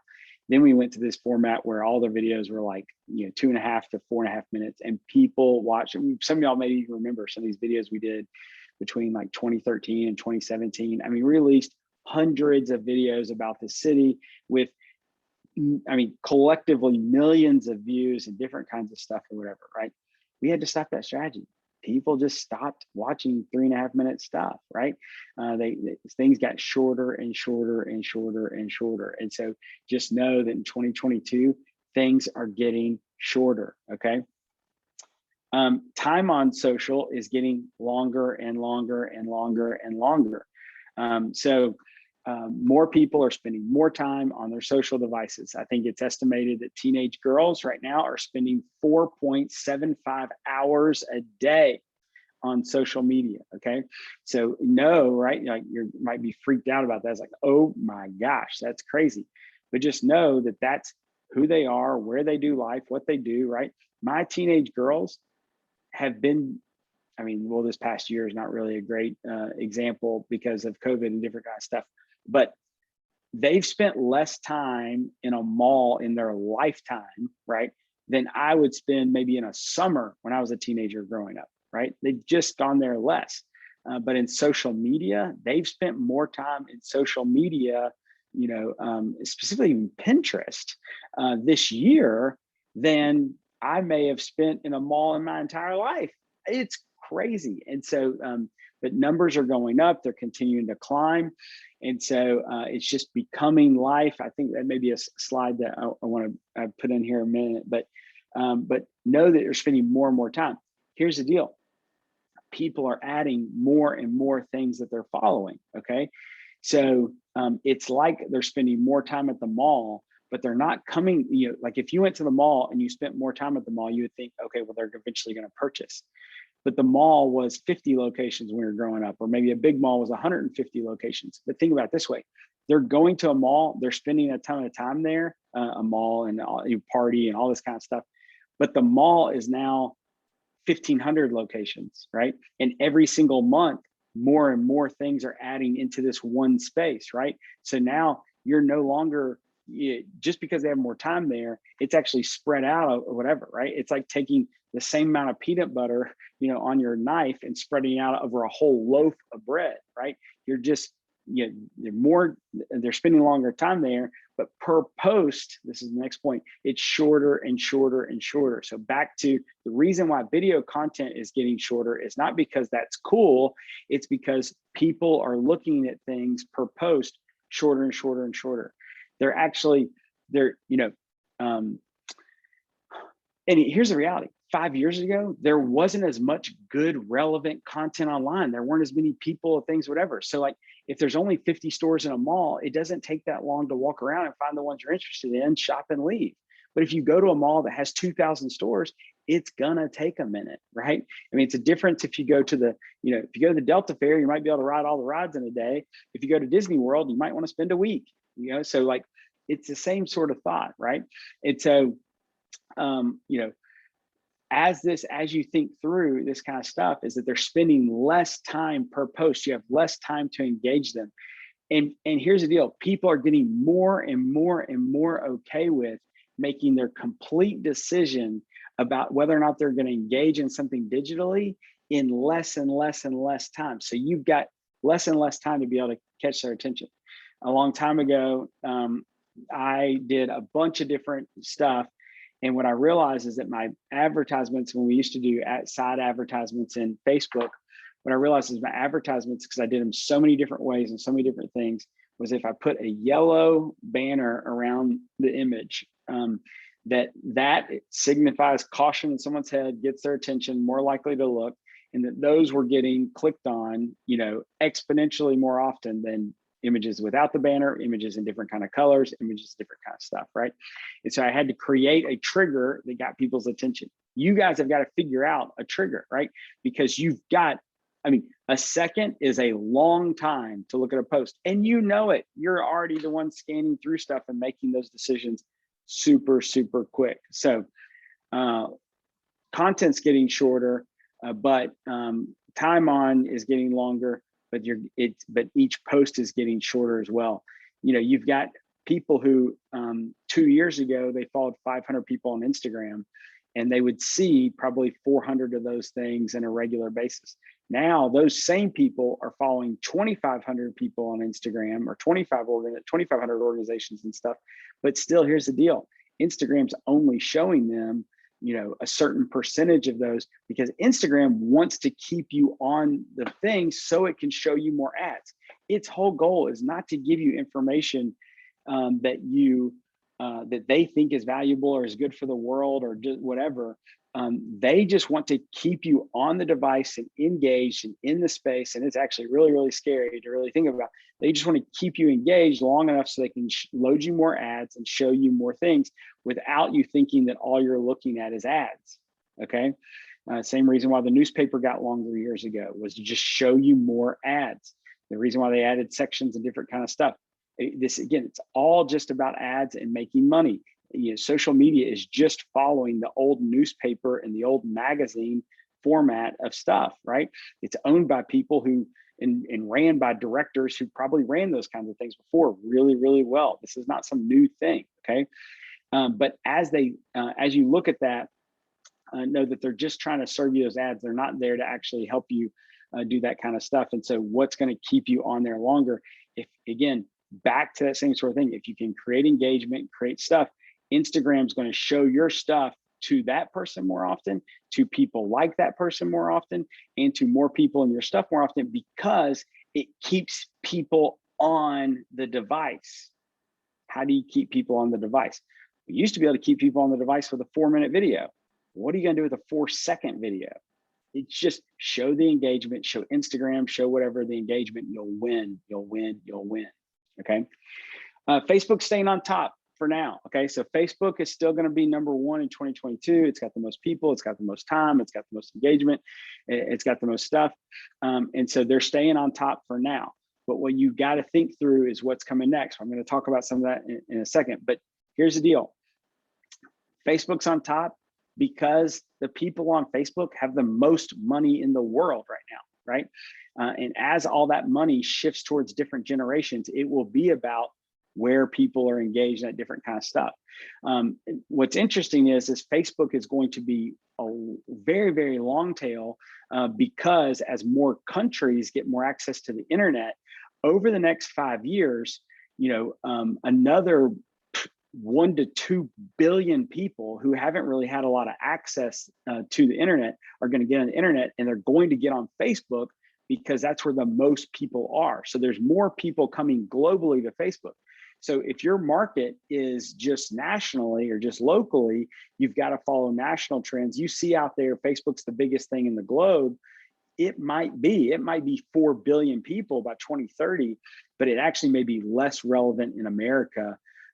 But if you've got stuff to sell around the globe, it might be good. But know that here's the deal. Africa wants to be on Facebook so they can sell products to America. So they can sell products to Australia, to India, to China, to Japan, right?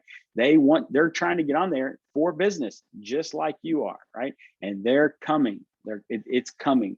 But we've got to figure out all this other kind of stuff. I'm going to talk to you about this for a second, real quick, and then I'll get back to things besides Facebook. AR and VR are becoming more mainstream. Hey, we used to just put videos online, but now it's more augmented reality and virtual reality, and those tools are coming to be more and to be easier and better for stuff. And so figuring out how your company can do that. Y'all seen in Amazon where you can like look at like buying a couch or a chair, and then you can click the button where you can take your phone and you can like show that couch in the spot where it's going to be in your room before you buy it. I mean, it looks like the couch is in the room if you're looking at your phone, but you look in real life and your couch isn't there. That stuff is crazy. That's coming everywhere. And here's the deal. Big boy companies like Amazon be able to provide that service, make it harder for smaller companies to be able to sell a couch that I'm trusting to be in this space. That's going to continue to drive a bunch of different efforts and energies. And so you've got to be prepared for more stuff. I know it's like, I was just thinking about trying to have a little video. I don't have video. Now you're telling me I got to have AR and VR. Yes, and you probably should have video a while ago. And here's the deal. At some point, you're either going to have AR and VR and have that be engaged, or 5 years from now, you're going to be like, John's back at cityCURRENT telling me I should have AR and VR. And there's going to be something new that we're not even talking about yet that I'm telling you got to have then. Because you should have done video 5 years ago, just like photography became the biggest deal in the world in 2010, which led to Instagram and everything else. Then video became the biggest deal in the world, which Divine and YouTube being the biggest thing or whatever, all this kind of stuff, and Instagram stories and now Facebook stories and all that kind of stuff. It's the biggest deal in the world right now with all that kind of stuff. Because before 2010, it was all words, right? Twitter, just posting in, Twitter was created as a word thing because Facebook's main thing was just putting, words up. But phones got better, got more photos, people became with different kind of stuff. Everybody got to see more photos, high quality photos, got to compare those things. You got to get likes and competition around that kind of stuff. And so photos became better, videos are becoming better. And now AR and VR are the thing. They're becoming mainstream. I don't even understand it either. I'm scared as hell. Let's figure it out, okay? Utilization of user content. I think this is the second to last one here. How many of you guys have watched a commercial where it's someone else's like Instagram video is in that commercial and it's like advertising their product, right? Applebee's has a big one right now, that has a bunch of different people's TikToks going into it. But you've seen this happen everywhere. Utilization of user content. Here's the reality. People want to be famous. They want to be known. They want to be whatever. They don't want to watch your scripted thoughts on that kind of stuff. People trust other people's stuff. The reason why we talked about earlier, the reason why reviews are so important. Amazon, the company can put whatever they want about the product, but the reviews are good, then I trust it, right? How many times have you bought something because a friend said it was good, right? And what companies are doing and what volunteer organizations are doing and donation places are doing are not just getting people's quotes anymore like they did 15 years ago to put in there that says, I give to, Memphis Union Mission because they make a difference with the homeless of Memphis, right? That used to matter. Now what matters is me being a video out there up front and saying, hey, Memphis Union Mission is making a really big difference. And people right now are sleeping inside instead of outside. Man, could you want to join me in giving to this? $20 a month is what I'm challenging you. I'm looking for 20 people. You have $20 a month. DM me if you signed up for that. If I put that video out there and then they reshare it and different whatever, that's way different. It's way different than my quote for something or whatever, right? But if they make that video, if they produce it and do whatever and do, and they do some stat with a voiceover and you get Jeremy's like professional voice to come in and be like, this many people sleep homeless on the streets and yada, yada, yada, and blah, blah, blah, blah. And you show homeless people and it's all produced and professional, whatever, it's just not going to move the needle.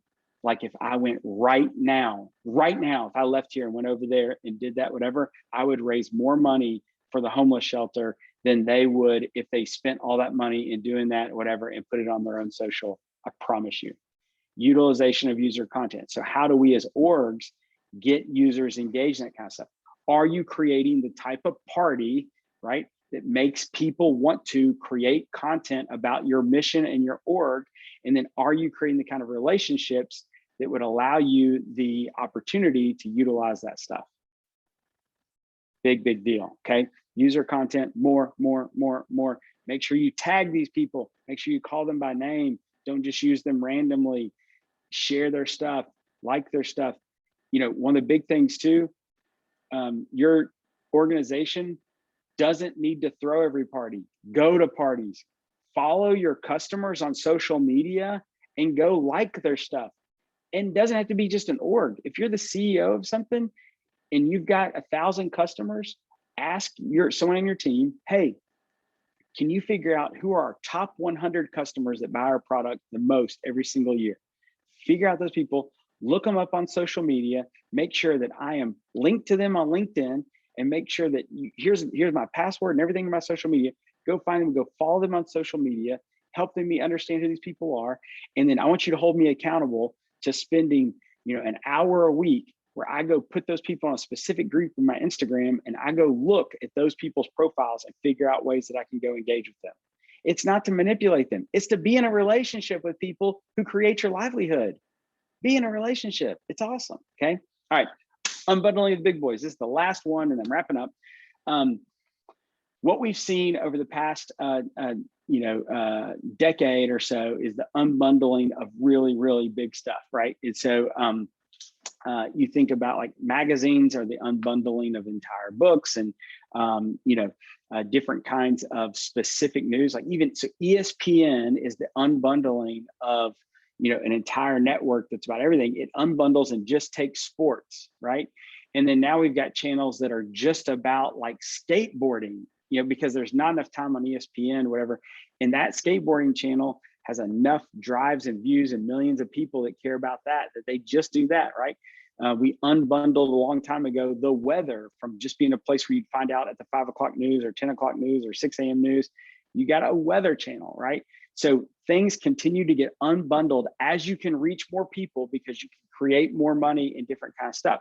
So what you gotta understand about social media is just figuring out the big boys, right, isn't enough. There's progressive unbundling of things, right? So Craigslist got unbundled in certain ways. And one of the ways is it got gobbled up by Facebook. So Facebook Marketplace became the cool place to sell things, right?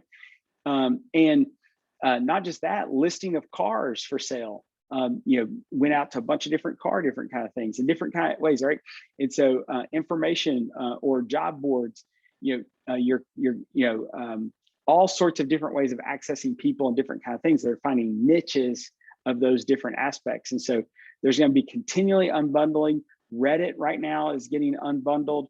Discord is the unbundling of the Reddit gaming conversations and put into Discord. Discord's worth gazillions of dollars. If you don't know what Discord is, ask your kids. They're having conversations.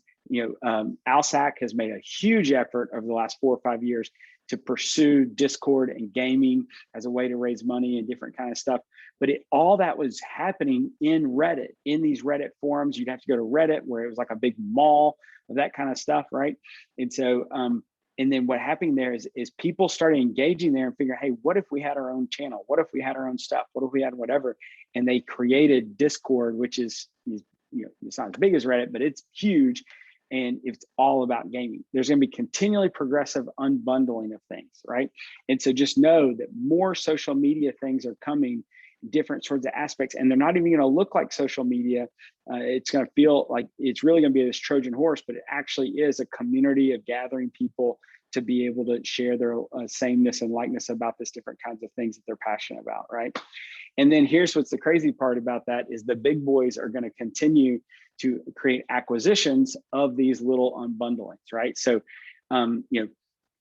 more and more things were happening with photography on Facebook and even Twitter adding, photography.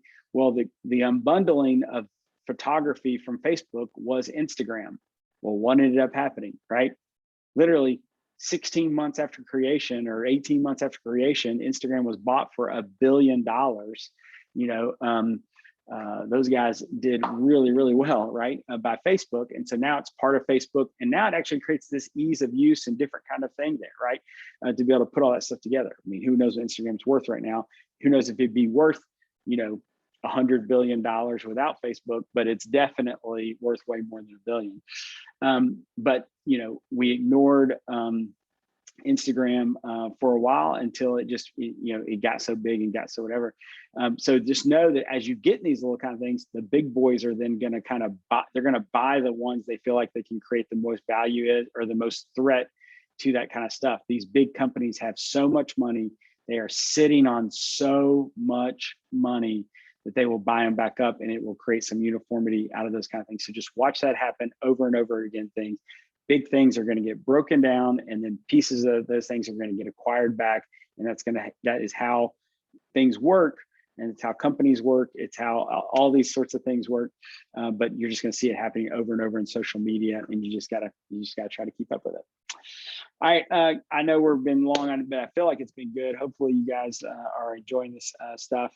Q&A round 2, and then we're done. If we want to do a Q&A, we may not have time. We can wrap it up. But Jeremy, you got any Yeah, so let's thoughts do here? this. One, let's go ahead and thank John Carroll. So we'll give him the applause once it plays through. There we go.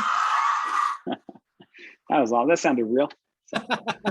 But for those of you who need to go ahead and bow out, all of this has been recorded. We'll send a recap email so that way you can watch the whole thing. You can share it. So that way that makes it very, very easy.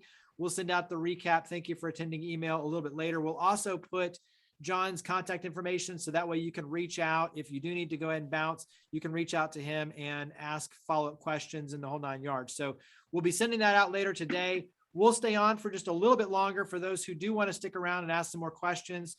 I'm available, Thank so you, I'll stick around everybody. as long as anybody wants to. So, but yeah. Yeah, so we'll stick around a little bit longer, but thank you everybody for attending. For those who need to go ahead and bow out, we appreciate you. Have a great weekend ahead.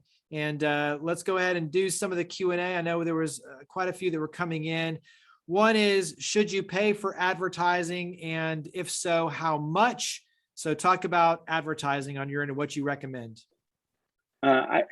Obviously different companies, different kinds of things, different kind of whatever, but if you've never done it, you got to dip your toe in the water and you got to try it. And so it's hard to pick a specific number because I have no idea of, different kinds of things there.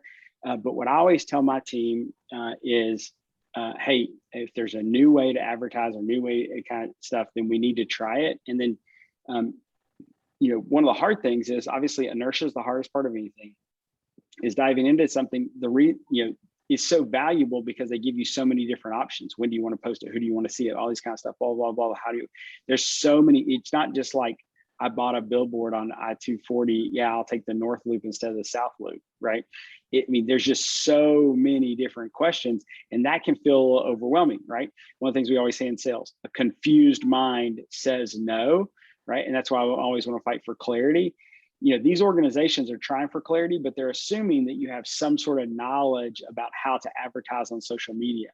The more confident you are that you actually know what you're doing, the more money you're going to spend because then you're willing to take a greater risk. And so if you're scared to spend money, then you probably need to learn about what you're doing, watch some things online, read some tutorials, just Google, hey, best strategies for X kind of company, and there'll be 50 different blog posts out there that you can read through and start, be able to process that kind of stuff and then try something. And oftentimes what I'd say is, let's say you for you and your company, the right thing is $1,000 that you could spend on that. Well, over what time? A month.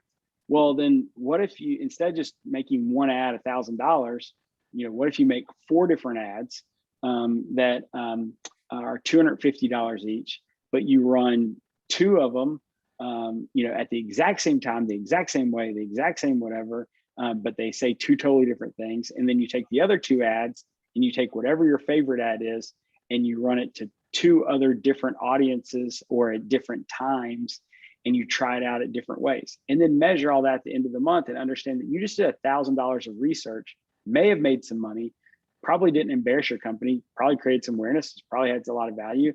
But that $1,000 is probably more valuable long-term for your company than going to some conference that you just spent $5,000 going to, right?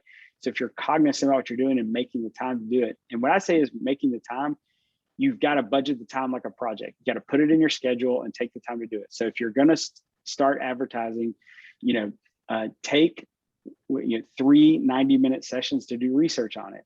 Take 3 90-minute sessions to design your ads and think through what you're actually going to pick, right?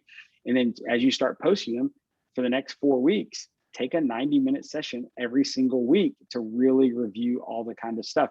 Put it in your calendar, block it out, knock it out, and then make a decision ultimately at the end of it that you could do more. The worst thing you can do when you go to Vegas, right, is win early and then go get more money out of the bank account and think, hey, I just put $100 down blackjack and I won. Now I have $200. What I need to do is I need to go get $1,000 more on my account and then start gambling $1,200. I'd say play the odds first, right? Keep working that $200. And if over 2 days you turn that $200 into $1,000, yeah, maybe you go get a little more money out. But what's probably going to happen is you're going to turn it into nothing, especially when you're early on, because those systems are designed to chew your money, right? And if you're not good at gambling, you're going to get eaten up. Same things with advertising. If you're not good at it, you're going to get eaten up. So that first week you do well, Be patient. The next week you might not. But then as you figure it out, play the long game and then get better and then get more aggressive.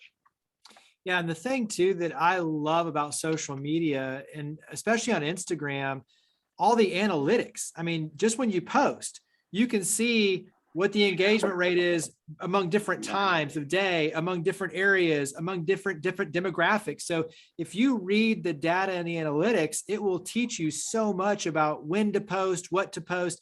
And so to your point, I love exactly what you're talking about is try different things. Don't spend a lot of money up front, spend a little bit, test a lot of different things, look at the data, and then let that drive your decision making. So you can be very analytical on how you post, but also how you advertise, and everything is trackable, which makes a big, big difference. Well, here's what's crazy, right? Like Michael Jordan, greatest basketball player probably ever lived in the entire earth, entire world, entire whatever, right? Drafted in the league in '84, doesn't win a championship until '91. He's a complete loser for, his career. He's considered the greatest of all time. You know what he did? He got better and better and better and better. And if you go watch those documentaries and see that stuff, you see him try a bunch of different stuff, right? He tried just to play. He tried to take over. He tried to be dominant. He literally tried scoring 45 points a game was his goal one year, right? But he had to have so many possessions. He realized he comes back and he says, if I shoot 8 times a quarter and I'm going to make half my shots, and with free throws and other things, I'm going to average 30 points a game. And my team scores 30 points a game, we win 75+% of the time. If we win 75% of the time, we win the championship every year. That's what he figured out. It just ended up being a math equation. It took him 7 years. He's the greatest of all time, right? Like he's better at what he does than any of us on here are at what we do, right? And he was a complete loser, right? Until he just kept thinking about what he was doing, kept asking teams, kept getting advice, kept getting better, kept, whatever, until he didn't become the greatest till he kept trying, kept tweaking, kept whatever. He didn't do the same thing every single year. You guys, same stuff, right? Let's give ourselves that same sort of grace towards our failures, right? But the same sort of anger and passion for excellence that we're just not going to allow these results to be whatever. Here's the deal. Online advertising works. If it's not working for you now, then you're probably either doing it wrong, like we said earlier, or you're telling the wrong people. That's it. If you tell the right people the right thing, you're going to make money. Yeah. And for nonprofits, obviously, when you talk about advertising, raising awareness, marketing an event, fundraising, like there's a lot of great ways you can use those dollars. Wrap up with words of encouragement. So obviously there's been a lot, but when you look at where we are now and obviously looking ahead, just like you shared with the trends for 2022, give us some words of encouragement. Okay. So I think, one, I do want to give a reality, right? Is that you were talking about this a second ago and the stats and the data and the different kind of stuff. It is so powerful for a company to be able to see instantaneously your energy and effort. I don't know if you've ever done an advertising with traditional advertising media. It takes a while to figure out, did it work? Did it whatever? I mean, you have to make stuff and get way out in front of stuff. And you got to plan 2 months before you can run the ads. And then you got to run the ads for 2 months before you even know anything results wise. I mean, it's really, really hard in traditional media. So social media is great. It's super quick. You can come up with an idea today, you can design it, you can be advertising by lunch, and so you could have an ad up and going and whatever. And so, and then you can know whether or not it worked like by the end of lunch, right? Or by dinner, right? And so it's really, really, really powerful. Take that stuff wherever. Here's the thing.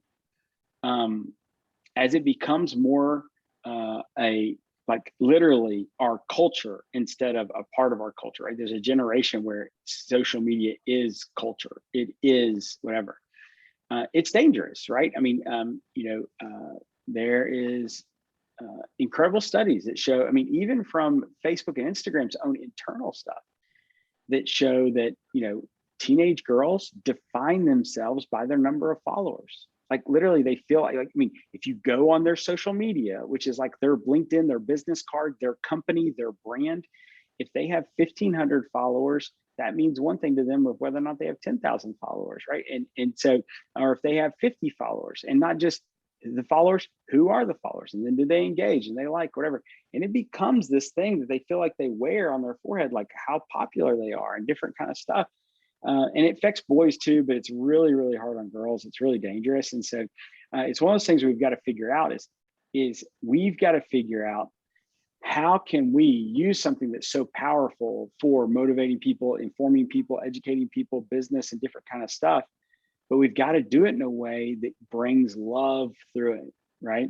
So the whole goal, the whole thing, life's big thing, right, is trying to convince people to love others as they love themselves, right? Like love other people and love them well, and just know that we have to love people through social media. So finding ways to be able to love them well, and it's not trying to feed towards their addiction, but trying to create safe and loving environments to be able to engage in those kind of things, right? And so we love people well on social media, and then people who don't do social media, we have to figure out ways to love them well, right? Or then they feel rejected because they're not in this thing and different kind of stuff that's in there. And so ultimately, whether it's our business, whether it's our nonprofit, whether it's whatever, it's all people. It's real people with real feelings and real hopes and real dreams and real desires. And yes, there's a couple of real jerks out there, but most people are just either really insecure, okay, or they have a really big need that they don't know how to communicate. And we need to be able to give them grace and keep showing love and treat people the way we want to be treated. And we can do that on social media as well. And so I just invite you, with your company, with your org, with yourself, to just find ways to love other people, find ways to treat other people on social the way you'd want to be treated, and find ways to treat people, well. And then if other people don't, that's their own choice, but you can still be a proactive and a reactive force of love. And so go and do it. Absolutely. Awesome stuff. Well, John Carroll, thank you very much for all you do, for all your amazing team does as well for our community. Thank you for spending your time with us and sharing your expertise. Thank you, everyone, for being a part of this session for Get On Board. Thank you to the Assisi Foundation of Memphis, Inc. for their support of this series, this ongoing series. Have a great weekend ahead, everyone, and we will see you again at the next session. So have a great weekend. We'll see you later. Thanks.